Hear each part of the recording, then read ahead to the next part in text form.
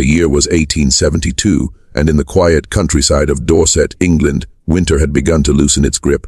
Frost still clung to the hedgerows, but the first hints of spring whispered through the fields. Pale green shoots pressing bravely through the soil, lambs bleating in the distance, and the scent of damp earth mingling with chimney smoke. In a modest stone cottage on the outskirts of Wareham village, Margaret Thornton labored through a long and difficult night. Her husband, Thomas Thornton, a local blacksmith, stood helplessly by the small bedside, his large hands trembling as he fetched water and whispered words of comfort. The midwife, Mrs. Hargreaves, had seen many births in her lifetime, but this one, she said, would be a night to remember. The first cry came just before dawn, a clear, sharp sound that pierced the hush of the morning. A healthy girl, the midwife smiled, wrapping the tiny infant in a wool blanket. Her cheeks were pink as the sunrise, her fists clenched with fierce determination. Thomas, overwhelmed, kissed his wife's damp forehead, but before he could speak, Margaret gasped again. "Another one," Mrs. Hargreaves said briskly. "We're not finished yet." And so, minutes later, another cry filled the room, softer this time, more delicate, like a sigh carried by the wind. When the midwife placed the second baby beside the first, even she could not help but smile. Two perfect girls, mirror images of one another. Twins, Thomas whispered in awe. Two blessings. The church bells of St. Mary's rang that morning, though not for the Thorntons. Yet somehow it felt as if the whole village rejoiced. Neighbors came by with broth and bread, eager to glimpse the two little miracles. The Thornton cottage, once quiet, now pulsed with life and laughter. Margaret named the firstborn Caroline, and the second Clara, names she said had come to her in a dream months before. "They are joined," she told Thomas, "not just by blood, but by something deeper. I can feel it."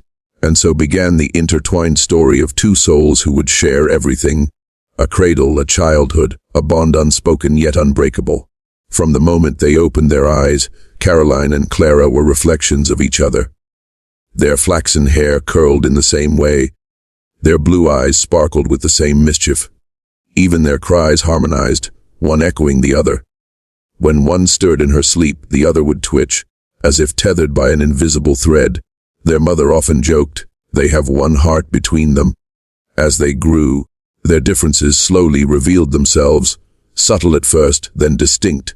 Caroline, the elder by 6 minutes, had a thoughtful calm about her. She watched the world with quiet curiosity, her gaze steady and knowing. Clara, by contrast, was laughter incarnate. She found delight in everything. The way raindrops raced down the window pane, the sound of chickens clucking, the flutter of ribbons in her hair. Together they filled the little cottage with light. Their father would come home from the forge, his face blackened with soot, only to find two small girls waiting to polish his boots and present him with wildflowers they had gathered along the hedgerows. The Thorntons were not rich. Their income depended on the rhythm of work at the forge and the goodwill of neighbors. But what they lacked in silver, they made up for in warmth. Supper was often simple, boiled potatoes, stew, and brown bread. But there was laughter at every meal, and that, Margaret said, feeds the heart better than roast beef. By the time the girls were 6, they had become a familiar sight in Wareham, always together, always barefoot in summer, ribbons flying as they chased butterflies across the meadows. The villagers called them the twin bells, for they seemed to bring a cheerful ring wherever they went. At school, Miss Penrose, the teacher, would sometimes mix up their names, and the girls found endless amusement in swapping places just to confuse her. Caroline would pretend to be Clara, answering questions with uncharacteristic boldness, while Clara, playing her sister, would sit solemnly with folded hands. The other children giggled, and Miss Penrose could only shake her head, smiling despite herself. Yet behind their playful mischief was a bond of fierce loyalty. When a village boy mocked Clara for her stammer, Caroline stood in front of her, small fists clenched. "Say it again," she warned, her voice trembling not from fear but from defiance. The boy never did. From that day forward, it was understood to face one twin was to face both. At night, when the candles burned low, the sisters whispered across their shared bed. They spoke in half sentences, gestures, and giggles, a private code that no one else could decipher. Sometimes they simply lay in silence holding hands, their breathing in perfect rhythm. Once, their mother found them laughing softly at nothing at all. "What's so funny?" she asked. "Clara told me a story," said Caroline, "but she didn't speak." Their mother replied, puzzled. "Yes, she did," Caroline said simply. "In my head." Margaret told herself it was imagination, the way children sometimes create invisible worlds. But even she couldn't deny that something unusual bound her daughters, a kind of silent understanding that transcended words. As the seasons turned, the girls grew taller, their hair now the color of ripened wheat. Thomas built them a swing behind the cottage, hanging from the bough of an old willow tree, a tree that would come to hold their happiest memories. There they spent hours, singing songs they invented, telling each other dreams of what they would be when they grew up. "I want to travel," Clara said one day, "see the sea and the cities and the big ships." Caroline smiled. "Then I'll come with you. You'll need someone to remind you where home is." It was a promise made in innocence, one neither knew would one day break a heart. In the summer of 1882, when the girls were 10, the village was at peace, the fields golden with harvest, the river alive with dragonflies. But whispers began to spread of a sickness traveling from town to town. Scarlet fever, they called it. Few paid heed at first. After all, the Thorntons had survived worse winters. But fate, it seemed, had been watching quietly all along, waiting for its turn. The twin bells that had once rung with laughter were about to fall silent. The summer of 1882 began with the scent of ripening fields and ended with the stench of sickness. What started as a mild fever in a neighboring hamlet soon crept through the valley like a shadow. Scarlet fever. The villagers whispered the name with dread. In those days, the illness was merciless. No one understood its cause, and no medicine could tame it. For a while, the Thornton family felt safely tucked away in their stone cottage beyond the hedgerows. The twins, Caroline and Clara, spent their days gathering wildflowers and taking turns on the old willow swing their father had built. They returned home with dirt on their shoes and sunlight in their hair, laughing about frogs and fairies, unaware of the storm forming over their quiet world. It began with a simple sore throat. Clara awoke one morning, pale and weak, her voice little more than a whisper. "It hurts when I swallow," she said to her mother. Margaret brushed her hair back and smiled gently. "You've caught a chill, my darling. A day of rest will make it right." But by evening, Clara's cheeks burned with fever, and her skin glowed with a strange rash that crept across her chest. When Thomas returned from the forge, he found his wife kneeling beside their daughter, a damp cloth in her hand and fear in her eyes. "Fetch the doctor," she said. "Doctor." Harland arrived before dawn. After a long examination, he stood at the foot of the bed and removed his spectacles. "Scarlet fever," he said gravely. "She must be kept apart. The other child must not share the room." Margaret's heart sank. Separate the twins. The thought seemed crueler than the illness itself. They had never spent a night apart since the day they were born. Yet the doctor's tone left no room for argument. "It's highly contagious," he warned. "You must keep them apart if you want to save one." That evening, Caroline stood at the threshold of the small bedroom, tears streaking her cheeks. Clara lay in bed, her face flushed, her eyes glassy with fever. "I can't come in," Caroline whispered, gripping the doorframe. Clara managed a faint smile. "It's all right, Caro. I can still hear you." For days, Caroline lingered outside the closed door, reading aloud from their favorite storybook so that her sister could hear her voice through the wall. When she wasn't reading, she sang softly, the same lullaby their mother used to hum. Sometimes, between songs, she swore she heard Clara humming back. Margaret barely slept. She tended to Clara day and night, cooling her brow with vinegar cloths, whispering prayers that blurred into tears. Thomas brought water and wood, his strong hands suddenly clumsy with helplessness. Each cough from the sick room felt like a blow to the heart. Outside, the willow tree stood silent. The swing, once alive with the sound of giggling twins, hung motionless in the still air. For a brief moment, there was hope. One morning, Clara's fever broke, and her breathing steadied. Margaret dared to believe the worst had passed. She sent Caroline to fetch fresh daisies for her sister's bedside. When Caroline returned, cheeks flushed with joy, she found her mother weeping silently by the bed. Clara had fallen into a strange, restless sleep, her tiny hands twitching, her lips murmuring words no one could understand. By nightfall, her fever raged again, fiercer than before. The doctor returned but shook his head. "It's in God's hands now." Caroline refused to leave the doorway. "Please," she begged her father, "let me hold her hand." Thomas hesitated, then relented. Just for a moment. He lifted her gently and set her beside Clara. The room smelled of camphor and candle wax. Clara's skin was hot to the touch, her eyes unfocused. Caroline took her twin's hand and whispered, "I'm here, Clara. Don't be afraid."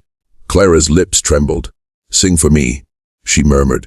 And so Caroline sang, the same lullaby they had shared since infancy, her voice cracking with tears. As the final note faded, Clara's fingers loosened. Her chest rose once more, then stilled. A silence heavier than death itself filled the room. The days that followed blurred into one long twilight. The villagers came with condolences and casseroles, speaking in hushed tones as if noise itself might break what little remained of the family's strength. The small coffin was white, trimmed with lace that Margaret had sewn herself. On the morning of the funeral, the church bell tolled a slow, mournful rhythm, each strike echoing across the valley like a wound reopening. Caroline walked between her parents, clutching a small posy of violets. Her face was pale and expressionless, her eyes fixed on the ground. When the coffin was lowered into the earth, she did not cry. She simply knelt beside the grave and pressed the flowers into the fresh soil. Afterward, she refused to speak for weeks. The cottage, once full of laughter, became a house of whispers and creaking floors. Margaret moved like a ghost through its rooms, folding and refolding the same linens. Thomas threw himself into his work, hammering metal with a fury that startled his apprentices. And Caroline, she withdrew entirely. She stopped eating her favorite porridge. She didn't answer when spoken to. Sometimes she would wander out to the willow tree and sit for hours, staring at the empty swing. When her mother came to fetch her, Caroline would whisper, "She was just here. I felt her sit beside me." Margaret wept in secret. The doctor called it nervous melancholy, but deep down, Margaret knew it was something sacred, a bond too strong to vanish with death. One evening, as the sun dipped behind the hills, Caroline sat alone beneath the willow, tracing patterns in the dirt. The air was still, the world painted in shades of gold and sorrow. Then, faintly, she heard it, a voice so soft it could have been the wind. "Don't cry, Caro. I'm all right." Caroline froze, her breath caught in her throat. The sound was unmistakable, gentle, familiar, loving. It came not from around her, but from within. "Clara," she whispered. No answer came, only the rustle of leaves. But for the first time since her sister's death, she felt something other than pain, a quiet warmth spreading through her chest, like a candle relit. That night, for the first time in many weeks, Caroline spoke. When her mother tucked her into bed, she said softly, "Clara told me not to be sad." Margaret's tears fell silently onto the pillow. "Oh, my sweet girl," she murmured, holding her close. Caroline drifted to sleep with a faint smile, whispering, "I can still hear her." And though the cottage remained dim with grief, something unseen stirred in its walls. The faint echo of a bond unbroken, the first whisper of hope after silence. Autumn came early that year. The leaves around the Thornton cottage began to turn gold before September had even ended, and a cold wind carried the scent of wood smoke across the valley. For the villagers, it was a season like any other. Harvest festivals, cider barrels, and evenings spent around warm hearths. But for Caroline Thornton, the world had changed forever. It had been months since Clara's death, yet her absence filled every corner of the house. Caroline's mother moved softly through the rooms, her eyes hollow from sleepless nights. Her father spent longer hours at the forge, hammering until his hands blistered, as if the rhythm of metal striking metal might drown out the ache inside him. And Caroline, the surviving twin, had grown quiet in a way that unsettled even the kindest neighbors. She no longer joined the village children at play, no longer ran through the meadows or sang songs beneath the willow. She spoke little, ate little, and spent most of her time in solitude, her gaze distant and unreadable. The people whispered. She was always the quiet one, they said. Perhaps the silence has claimed her too. But Caroline was not lost. She was listening. It began one cool evening in late October. Caroline sat beneath the willow tree, the one her father had built the swing on, the one she and Clara had claimed as their secret kingdom. The swing still moved faintly in the breeze, creaking like an old memory. The sun was setting, staining the sky with orange and violet. The air smelled of rain, and the sound of the nearby stream filled the silence.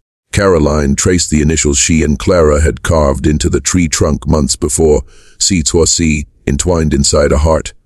Her small fingers lingered on the grooves, and she felt a sharp ache behind her ribs. And then, she heard it. "Don't be sad, Caro." It was faint, soft as a sigh, clear as the song of a bird. Caroline's breath caught. She looked around, but no one was there. The fields were empty, the cottage still. She pressed her palms to her ears, trembling. "Clara," she whispered. No answer came, only the rustle of the willow leaves. She waited, heart pounding, half afraid, half desperate to hear it again. But the wind fell silent. When she returned home, she said nothing. Yet that night, she lay awake, staring at the ceiling. The voice had not frightened her. It had comforted her. It had felt warm, familiar, alive. The next evening, she went back to the willow. She sat for hours, waiting. The sky darkened, stars blinking into view one by one. The moon hung low, silver and watchful. Caroline closed her eyes and whispered into the night, "If you're there, Clara, please say something." Nothing. Only the hum of crickets and the faint hoot of an owl. Disappointed, she began to rise when suddenly a breeze brushed her cheek, though the air had been still moments before. In it, she heard again that faint, beloved voice. "You must live for both of us." Caroline's knees weakened. Tears streamed down her face, yet her heart felt strangely light. The words were clear, carried not by fear but by love, as if her sister had placed them gently in her heart. She whispered back, "I will. I promise." From that moment, something within her shifted. The grief that had bound her so tightly began to loosen. The silence no longer seemed empty. It seemed full of something unseen yet real. Over the following weeks, Caroline began to change. She still spoke softly, but her voice carried steadiness where there had once been sorrow. Her mother noticed first. One morning as she stirred porridge at the stove, Margaret glanced toward the window and saw Caroline outside gathering flowers. It was the first time she had done so since Clara's passing. The sight brought tears to her eyes. When Caroline came in, she placed a small bouquet on the table, daisies and buttercups tied with a thread. "For Clara," she said. "She likes them." Margaret hesitated. "You mean she liked them, dear?" Caroline shook her head. "No, Mama." "She still does." There was no madness in her tone, no fevered stare, only quiet conviction, the kind that softened rather than disturbed. Margaret didn't argue. Somewhere deep down she wanted to believe it too. At school, Caroline's teacher, Miss Penrose, watched her closely. She had feared the child might fall behind after her sister's death, yet Caroline began excelling in her lessons. Her handwriting grew neater, her answers more thoughtful. When asked how she managed, she said simply, "Clara helps me." Miss Penrose smiled gently. "You mean you think of what Clara would say?" Caroline paused, then nodded. "Yes, that's it." But sometimes as she worked, her lips would move faintly, as though repeating silent words only she could hear. Miss Penrose didn't question it further. There was something serene about the girl. Not haunted, not broken, but touched by a quiet strength. Winter crept over Dorset. The fields turned pale, the rivers stiffened with ice. Caroline spent more time indoors, helping her mother with sewing or reading by the fire. Yet every evening, she would still walk out to the willow tree, no matter the cold. It became her place of prayer, her secret chapel. Sometimes she spoke aloud, other times she merely listened. Once, during a heavy snowfall, her father found her standing there, her face lifted to the sky. He called out, fearing she might freeze, but she didn't answer until he was beside her. "Caro, what are you doing out here, love?" She smiled faintly. "Listening." "To what?" She hesitated, then whispered. To her laughter, Thomas felt a lump in his throat. He started to speak, but the look in his daughter's eyes stopped him, not wild, not lost, but filled with peace. He wrapped his coat around her shoulders and led her back home without another word. On Christmas morning, Caroline placed 2 stockings by the fireplace, one for herself, one for Clara. When her mother asked why, she said, "Because I don't want her to feel left out." Later that day, she wrote a letter addressed to "My dearest Clara." In it, she wrote of small things: the snow on the windowsill, the warmth of the fire, how much their parents missed her. Then she added a line that would guide the rest of her life: "I will try to be kind enough for both of us." She tucked the letter beneath a loose floorboard beside her bed, where dozens of others would later follow. Each one a conversation, each one a step toward healing. Years later, when people asked how she found the courage to go on after losing her twin, Caroline would smile and say, "I never lost her. I learned to listen differently." What she had discovered beneath that willow tree was not a ghost or a haunting. It was something far more profound, the echo of love that grief cannot silence, the part of us that endures in memory and kindness. Clara's voice had not come from beyond the grave. It had risen from within her sister's own heart, teaching her that love is not bound by breath or time. And from that voice, soft, unseen, eternal, Caroline learned her first great truth even in silence: we are never truly alone. By the spring of 1883, a full year had passed since Clara Thornton's death. The valley of Dorset had regained its rhythm. Farmers plowed their fields, children laughed on their way to school, and the church bells tolled cheerfully once again. Yet within the little stone cottage by the edge of the woods, time still moved differently. Grief had not left the Thornton family, it had simply changed its form. Margaret still placed 2 plates at the breakfast table before catching herself. Thomas sometimes paused mid-swing at his forge, the hammer suspended in air as a memory stole his strength. And Caroline, though calmer now, carried her pain quietly, not as a wound, but as a shadow she had learned to walk beside. Caroline had returned to school. At first, she kept to herself, answering questions politely, but rarely joining the laughter of her classmates. She moved with the softness of someone afraid to disturb the world, but beneath her quiet surface, something profound was stirring. Each morning, she walked the same path to school, through the meadows where she and Clara used to chase butterflies, past the brook where they once made paper boats. Every familiar sight was tinged with ache, yet she found comfort in them. They were reminders of a time that had shaped her, and though it hurt, she did not wish to forget. One day, as she passed the willow tree, she whispered softly, "I'm still listening, Clara. I'm still trying." The wind stirred in response, brushing her cheek like a kiss. In the classroom, Caroline began to notice things she hadn't before. There was Elsie Baker, a shy girl who struggled with her letters and often sat alone, head bowed. Whenever she was teased, Caroline's heart ached with a familiar sting, the sting of being misunderstood, of feeling small. During recess one day, while others ran and shouted, Caroline quietly approached Elsie and sat beside her. "Would you like me to help you read?" she asked. Elsie looked up, surprised. "You'd help me?"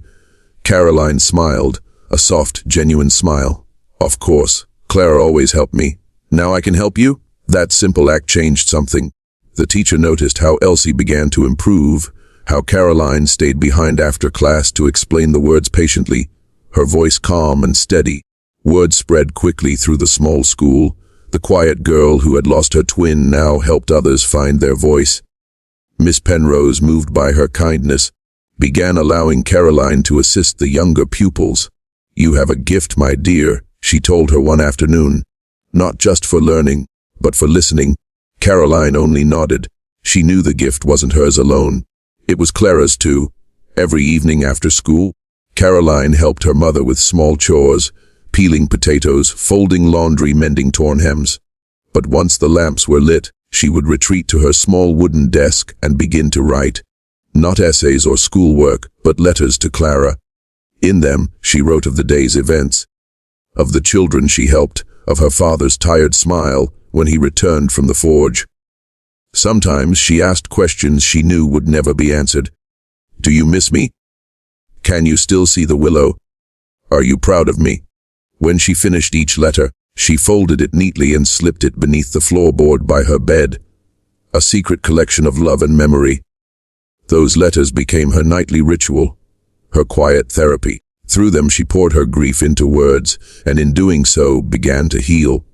As weeks turned to months, Caroline began to feel Clara's presence less as a voice in the air and more as a feeling within herself. A calmness that came when she was kind, a warmth that stirred when she forgave someone, a whisper that seemed to say, "This is what I meant by living for both of us." One day, while walking home from school, Caroline saw a young boy stumble and fall, his books scattering into the mud. The others laughed, but she ran to help him, brushing off his coat and gathering the papers. "Thank you," he muttered, embarrassed. "It's all right," she said, smiling faintly. Everyone falls sometimes. As she walked away, she felt that same quiet warmth, not a ghostly chill, but something human and whole. It was then she realized Clara's voice had never been meant to keep her in the past. It was leading her forward. By the time Caroline turned 16, her small acts of compassion had not gone unnoticed. The village school began asking her to help tutor the younger children formally. Mothers came to her for advice when their little ones struggled to learn or feared the dark. She had developed a rare gift for calming those in distress, not through grand speeches, but through patience and empathy. When a farmer's son lost his pet lamb, Caroline sat with him beneath the willow and said gently, "When someone you love is gone, it doesn't mean they stop being part of your story. It just means you have to tell the next chapter for them." The boy nodded, wiping his tears, and for the first time smiled again. Caroline went home that evening with a strange sense of peace. It dawned on her that pain could be repurposed, that sorrow, when faced with courage, could become understanding. One night, her mother discovered the hidden stack of letters beneath her bed. Margaret sat reading them by candlelight, tears glistening on her cheeks. When Caroline entered the room, startled, Margaret rose and embraced her. "Oh, my sweet girl," she whispered. "All this time, you've been speaking to her." Caroline hesitated, then nodded. "I had to. If I didn't, I'd forget what her voice sounded like." Margaret kissed her forehead. "You haven't lost her voice, Caroline. You've turned it into your own." Those words sank deep into Caroline's heart. She realized then that her mother was right. She no longer needed to hear Clara's voice, because it had become part of her conscience, her kindness, her way of living. From that moment, her letters changed. They were no longer pleas to the dead, but promises to the living, vows to live kindly, to teach, to listen. Years later, Caroline would often say that Clara's death was not the end of their story, but the beginning of her purpose. Where others saw tragedy, she saw transformation. She had discovered that pain, when faced honestly, could become a teacher. It could carve empathy into the heart, patience into the soul, and courage into every breath. She no longer feared the silence. It had taught her to listen. She no longer feared loss. It had taught her how deeply she could love. Every child she helped, every person she comforted, became proof that love never truly dies. It only changes form. And every time the wind rustled through the willow branches, Caroline smiled quietly and whispered, "Thank you, Clara. I understand now." By the late 1880s, the village of Wareham in Dorset had changed in quiet but unmistakable ways.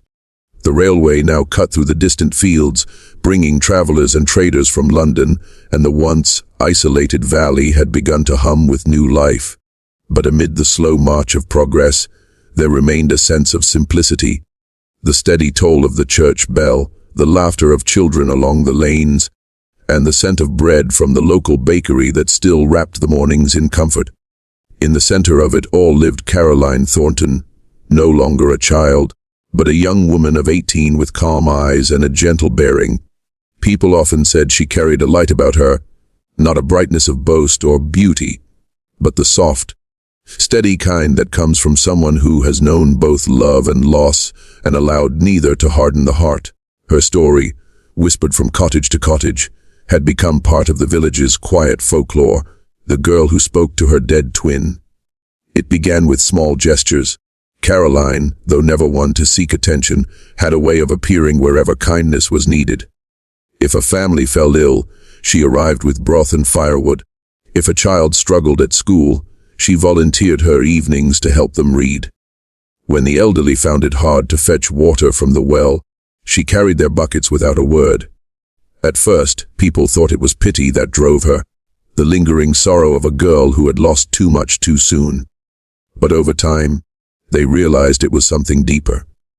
"She doesn't do it because she's sad," said old Mrs. Potts, who lived near the chapel. "She does it because she understands what sadness feels like." And that made all the difference.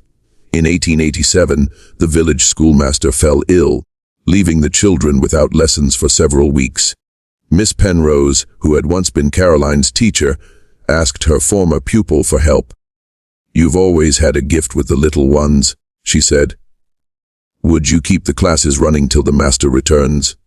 Caroline hesitated. She had never considered herself a teacher, only a helper. But the thought of idle, unsupervised children tugged at her heart. She agreed. What began as a favor soon turned into something extraordinary. The children adored her. She taught them not just arithmetic and reading, but empathy, lessons that didn't come from books.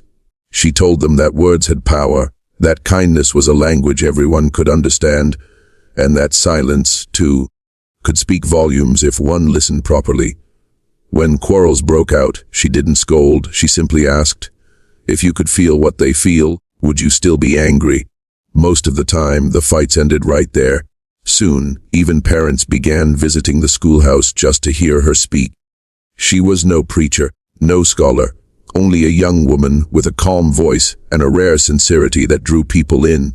It wasn't long before her story began to spread beyond Wareham. Visitors from neighboring towns came to see the gentle girl who healed with words. Some claimed she could calm crying children with a single touch. Others swore she had been born with a gift to speak to souls, not only those alive, but those who had passed on. Caroline never encouraged such talk. When asked about it, she would smile softly and say, "I don't speak to the dead, I simply listen to love." But she could not deny that her life had become a quiet beacon for those lost in grief. Widows came seeking comfort. Parents mourning their children came seeking peace. And though she never pretended to perform miracles, somehow, everyone left her presence lighter than they came. One afternoon, the parish reverend Mr. Samuel Ames paid her a visit, a stern but good-hearted man. He had watched Caroline's growing influence with both admiration and concern. "My dear," he began, adjusting his spectacles, "you have done much good in this village. But I worry that people are placing you too high, speaking of you as if you were touched by something divine." Caroline folded her hands and said gently, "I'm not divine, Reverend. I'm just thankful. I was given sorrow, and it taught me how to care." The old Reverend leaned back, eyes softening. "That may be the purest kind of faith there is," he murmured. From that day, he often quoted her words in his sermons. Caroline continued to write letters to her late sister, though their tone had changed over the years. They were no longer full of grief or longing, but of gratitude. Thank you notes to the memory that had shaped her. One evening, as she helped a grieving widow named Mrs. Dalton, she shared this habit for the first time. "When I miss someone," Caroline said softly, "I write to them. I tell them what I've learned since they've been gone. Somehow it helps." Mrs. Dalton began doing the same, and soon others followed.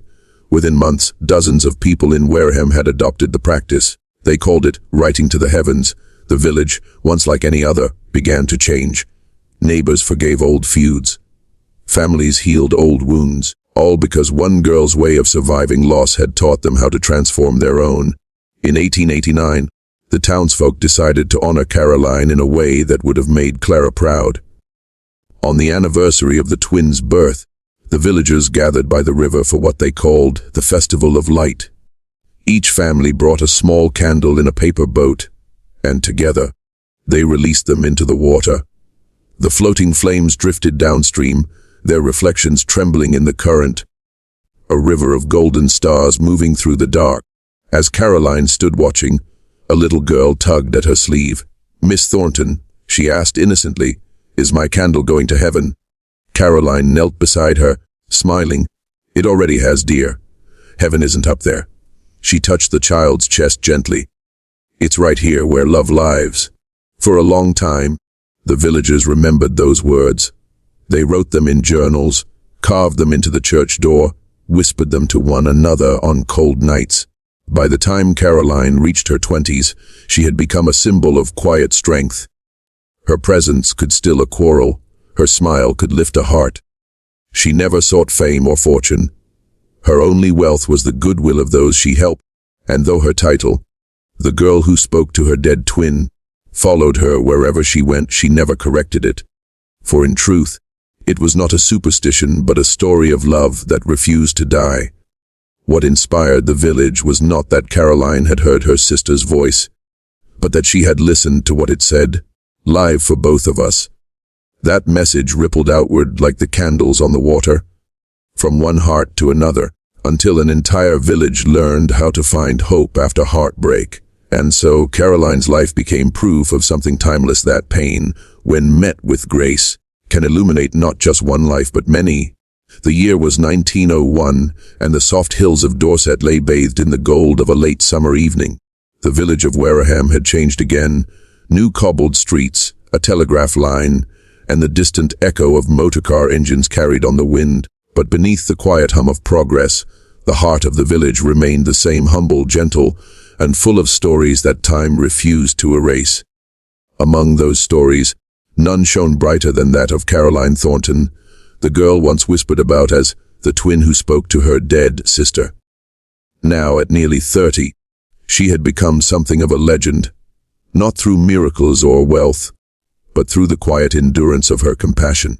Caroline still lived in her family's old cottage by the willow tree. The thatch had grown thin, the stones weathered, yet warmth lingered there like a second heartbeat. Children often came running up the path to her door, eager for a story or a listening ear. Travelers sought her out too, widows, soldiers, even city men who had lost their faith in the noise of the modern world. They came because Caroline had a way of reminding people who they were before life hardened them. She never spoke of visions or spirits anymore, but those who met her left with the sense that they had been seen, not merely looked at, but truly seen. Her voice was calm, her laughter light. She worked in the village school part-time, tended to the garden, and cared for her aging mother. Yet everywhere she went, she carried a sense of peace that drew others to her like moths to a steady flame. In 1895, Caroline began a new project, one that would change Wareham forever. She gathered a group of local women, widows and seamstresses mostly, and invited them to her home on winter evenings. There, by candlelight, they crafted small paper lanterns painted with symbols of hope, doves, stars, and lilies. Each lantern, Caroline explained, represented a story someone remembered, someone forgiven, or a wish for someone still living. They called it the Lantern Workshop, and it became a place where grief turned into creation. People who had lost loved ones came not to mourn but to make something beautiful. They wrote names, prayers, and even small poems on the lanterns before releasing them on the river each spring. Over time, the workshop grew into a tradition that spread beyond Wareham. Nearby villages adopted the practice, then towns beyond Dorset. By the turn of the century, letters arrived from as far as Edinburgh and York asking how to hold their own light festivals. Caroline never claimed ownership. "The light belongs to everyone," she said simply. "That's what makes it shine." One cold November morning, Reverend Ames, now a frail old man, came to visit Caroline. She was tending to her mother's herb garden, the frost glittering on rosemary leaves. "My dear," he said, leaning on his cane, "I'm afraid my days are numbered. But I wanted to tell you something before I go." Caroline smiled and guided him to a bench. "Then I'll listen." He looked at her with watery eyes. "You've done more good in this village than any sermon I've ever preached. When I was a younger man, I thought holiness was found in cathedrals, but you've shown us it's in the way a person treats another." Caroline took his hand. "Perhaps holiness is just love that refuses to fade," she said softly. The Reverend nodded, tears on his cheeks. "Then you, my child, are the holiest person I've known. When he passed away that winter, the entire village gathered by the churchyard, each holding one of Caroline's lanterns. The night sky filled with light, not mourning his death, but celebrating the life he had lived under her quiet example.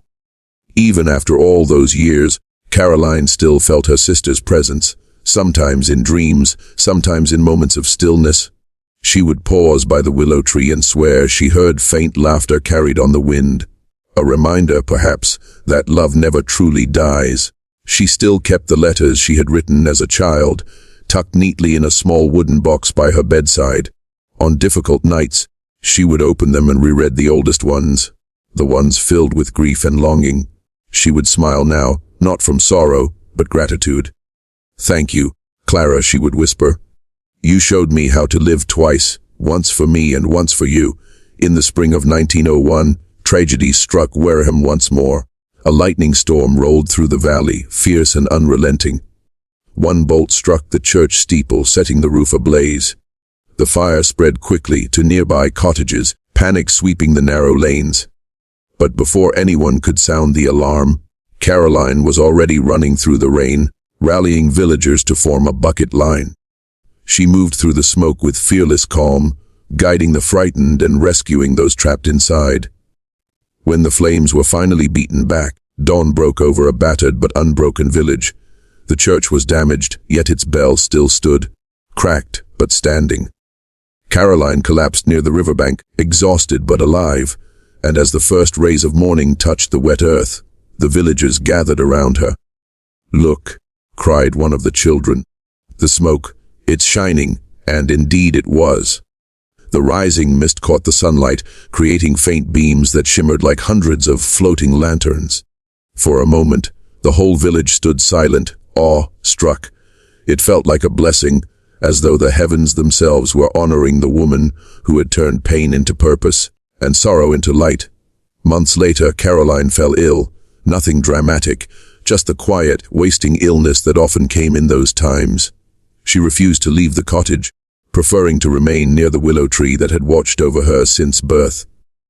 As her strength faded, she wrote one final letter, not to her sister this time, but to the people of Wareham. "Do not weep when I am gone. Let the river carry your lanterns as it always has. Remember that love is not an echo of the past. It is the voice that still speaks when all else is silent. If you must remember me, do so in kindness. Speak softly to one another. Listen for what cannot be heard." When she passed away that winter, the whole valley mourned. The villagers lit lanterns once more, hundreds of them, and released them down the river in her honor. The glow stretched for miles, a ribbon of light winding through the dark countryside. Years turned into decades, and Caroline Thornton's name became legend, the humble girl who turned grief into grace. Schools, orphanages, and even hospitals across Dorset adopted her lantern of hope, symbol as a reminder that healing begins with compassion. The willow tree by her cottage still stands today, its branches leaning over the river like a guardian. Each year, on the anniversary of the twins' birth, the townsfolk still hold the Festival of Light. Children paint their own lanterns, some for loved ones lost, others for dreams yet to come. And as the lanterns drift downstream, people say that if you listen closely, you can hear the faint laughter of two girls, one living, one gone, still speaking to each other across the veil of time. For in the end, Caroline Thornton's true miracle was not that she spoke to her dead twin, but that she taught the living how to listen, how to find light in darkness and love in the silence.